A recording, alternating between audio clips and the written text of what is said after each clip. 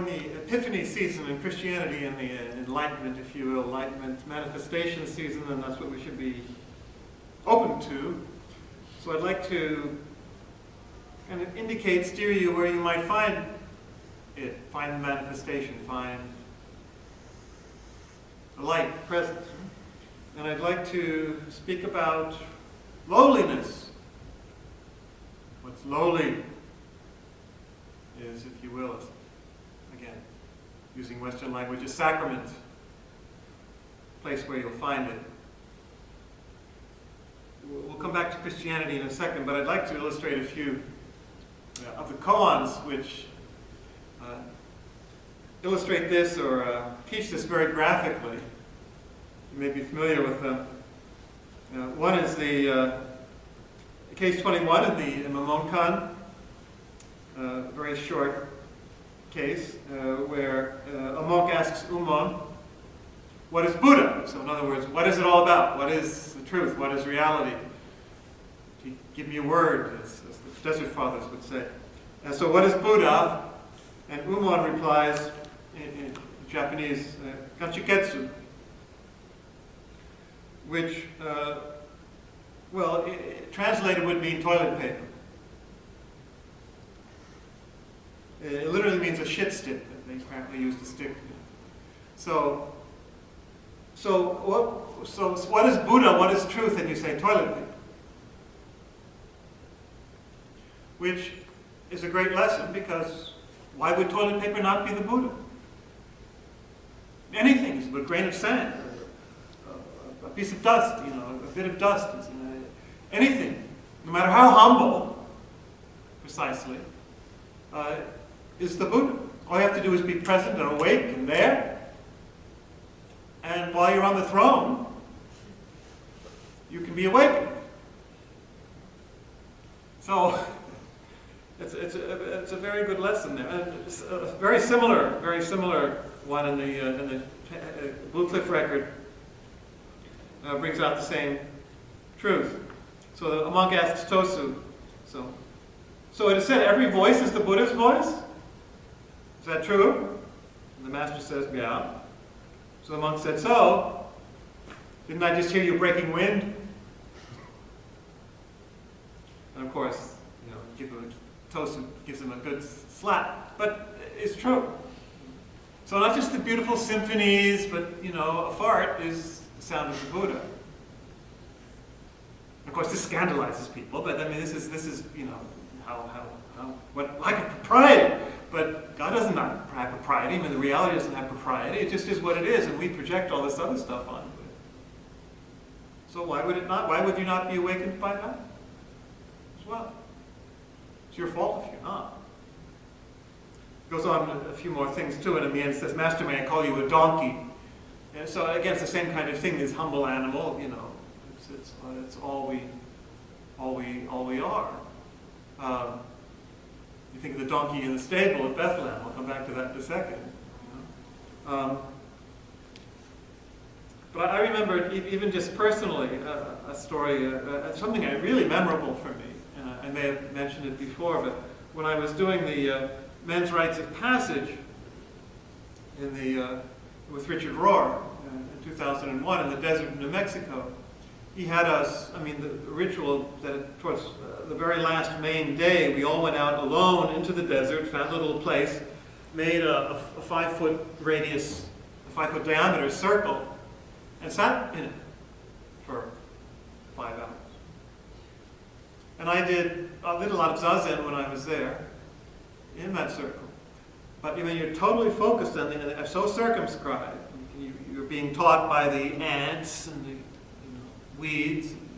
But when I got up to go back, the whole universe was transfigured. I couldn't believe it. And I was walking along back on the trail, and I came across this horse turd. The shit, right there. And it was luminous. I actually knelt down and I kissed it. Because it was the Buddha. It was just so gorgeous. It was so full of light and beauty. And of course, I surprised myself, but it wasn't a surprise at all in that moment. And I'll never forget how I felt that day. It should be the way we're always feeling. If we really wake up to the Buddha, to our Christ self, to our true self.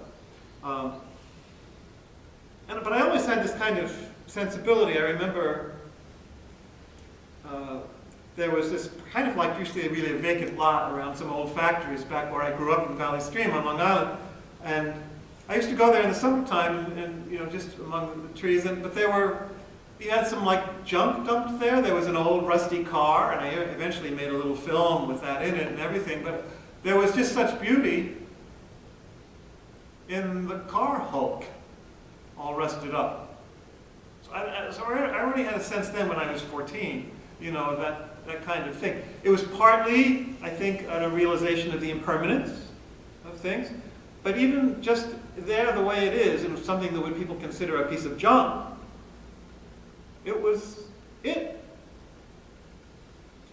So just as a postscript to that, in the village newspaper the next summer, there was a big article that it was entitled, "Let's clean this up." And I was very indignant. So I wrote a letter to the editors, here I was 14, and I wrote a long letter to the editors saying, "Can't you see the beauty in this dump?" They published it. So my first teisho was about junk in the village newspaper. But it's the same idea. And do you remember, this is more culturally current, do you remember the movie American Beauty? Some of you may have seen it, with won Best Picture in 1999. There's a very, very famous scene there, you may remember, of a plastic bag floating and blowing in the wind and making a little film out of this example. So you can rail against plastic bags, and rightly so in some ways, but don't forget to see the beauty of it hanging in the tree or blowing on the street. Is it worse than a shit stick? Or a fart? And they're the Buddha. So why are you not seeing? There's a tremendous lesson there. And of course, now we can bring it back, to Christianity and show how this is exactly what we've been trying to say all along, what Jesus was saying. Now, it's not quite as clear with the Buddha himself, Siddhartha, I have to admit, because he was born a prince. So, and if you will, that's also a symbol of the fact that we're all kings and princes on this deeper level. But if you go, and certainly Zen, the famous phrase in the Zen tradition, which says, I'm an ordinary man of no importance, is when you're enlightened, you're just an ordinary man of no importance. Why should you strive to anything more than just being ordinary? With no importance, socially, culturally, or even in your own eyes, because that's all you need to be. Just who you are, in all its simplicity. So it is there, certainly in the Buddhist tradition. But isn't it eloquent when we look now, look at the Christmas story, for example, and notice that the absolute Son of God, Buddha nature, if you like, came down as what? A prince, a king, a bishop, a high priest, an emperor, a peasant workman in a backwater of the Roman Empire with absolutely no significance or importance socially, culturally, anything. And Mary, for example, his mother, the uneducated peasants who have no importance, an ordinary man of no importance, or woman. There's a whole lesson there that is just ordinary life as it is, in all its humility and all its lowliness, is where it's manifest. And of course, obviously, Christians throughout the centuries haven't understood that at all. There's big buildings. So remember the story that the call of the blade of grass is the sanctuary, is the church. It's the same idea. It's just right there in the utter simplicity of it. Not to mention that, in Jesus' own teaching, what does he say? Where did you see me? Where did you minister to me? It's the hungry and the thirsty and the prisoner and the sick and the immigrant and those naked and etc. So those who were the lowliest, the most neglected, despised, unnoticed, are where it's manifest. The most contemptible in human estimation. Not to mention that the very reading we read on Good Friday from Isaiah 53, who's being described? He grew up like a plant before him, like a root out of the dry ground. It's like a weed. He had no form or comeliness that we should look at him, no beauty that we should desire him. He was despised and rejected, a man of sorrows, acquainted with grief, as one from whom people hide their faces. He was despised and we esteemed him not. So who's that? It's the Buddha, that's the Christ. That's the person sitting outside on the street, it's the homeless person in the subway that nobody notices or runs away from, despised, and we esteemed him not. We hid our faces. The shit stick, the smelly one, it's gone. That's it. We see it or we don't. We wake up and we don't. What a tremendous lesson. And that's why Mary herself sang, cast down the mighty from the thrones and raises the lowly, fills the hungry with good things and sends the rich away empty. Because you have to be a poor man of no importance to be able to understand this, and to be able to wake up to it. There has to be a certain vulnerability in it. Even the koan that speaks about pregnancy, for example, if you want to bring it back to Christmas, the birth of Buddha, you may know this one, the 90th one. What is the essence of prajna, the essence of wisdom? It's the oyster swallows the full moon.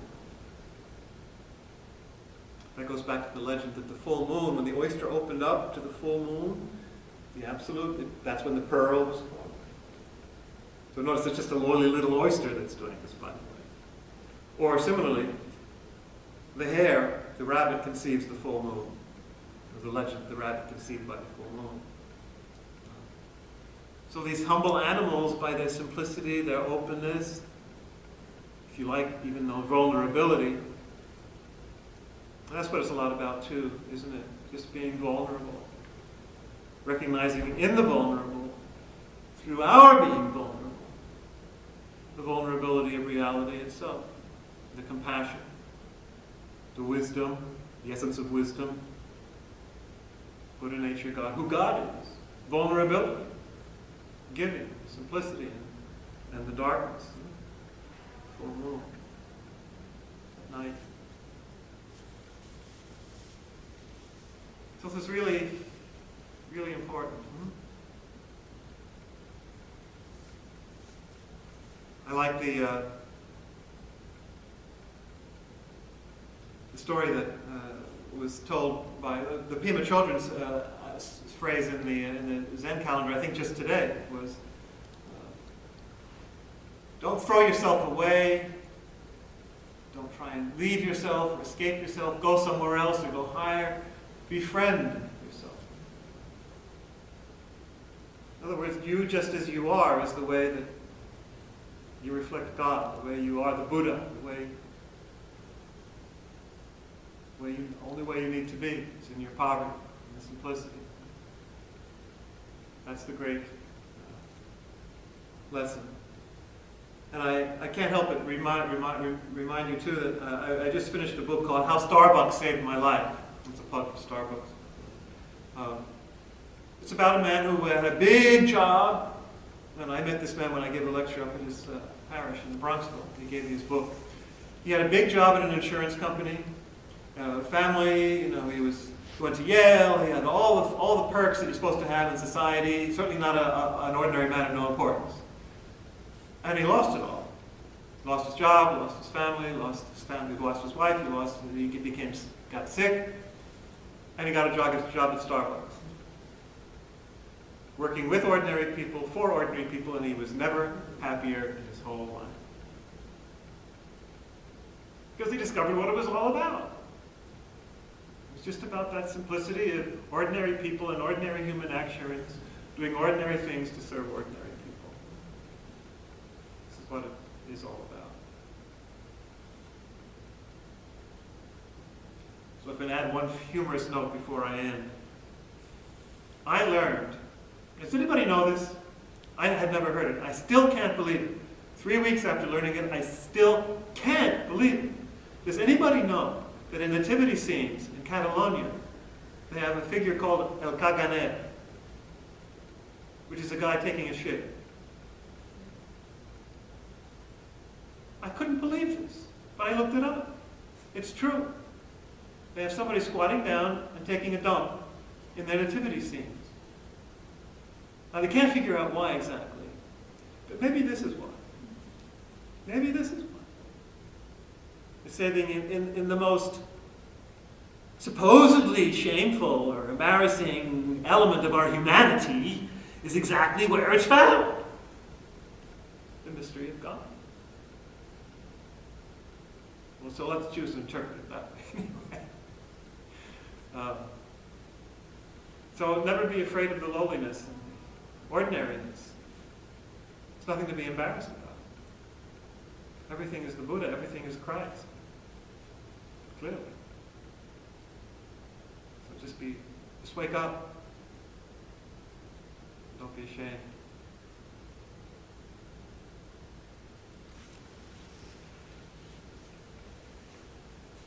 So we do have a little time, and I'd like to do what I did. I gave this